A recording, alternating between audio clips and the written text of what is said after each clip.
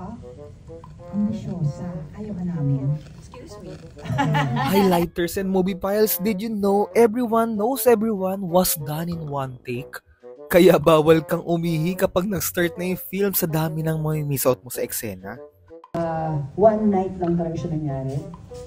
Yung one take, it was a business decision. Inisip ko kasi parang kung gagawin ko 10 days yung shoot, wala na akong pambayad. Parang ubus na yung pera ko kay JM pa lang, tapos na yun. O bakit? Sa mag-deny ka, sige. Deny ko yan. Wow. So, nung time na hit yung adolescence, so parang sinasabi ko, paano ba ito? Gagawin ko ba ito ng 3 days? What if one day na lang?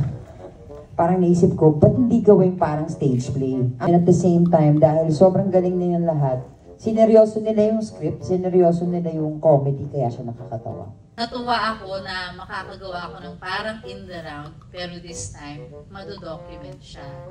Naging inspiration namin yung film, yung adolescence, 3 beses ko pinanood yun. So, sobrang paano ginawa, parang hindi ako makapaniwala. Pinagawa na namin, mas lalo akong na-excite kasi sobrang challenging. Nung nagsimula na 5, 4, 3, tama hindi ko alam sino nagsabi na nung nagka-countdown na.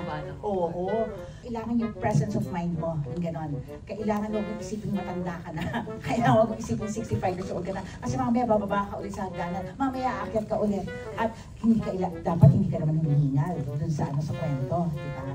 Kinabahan po talaga ako. Mas naging grateful ako kay Alessandra na naging part. Ginawa mo akong part nito.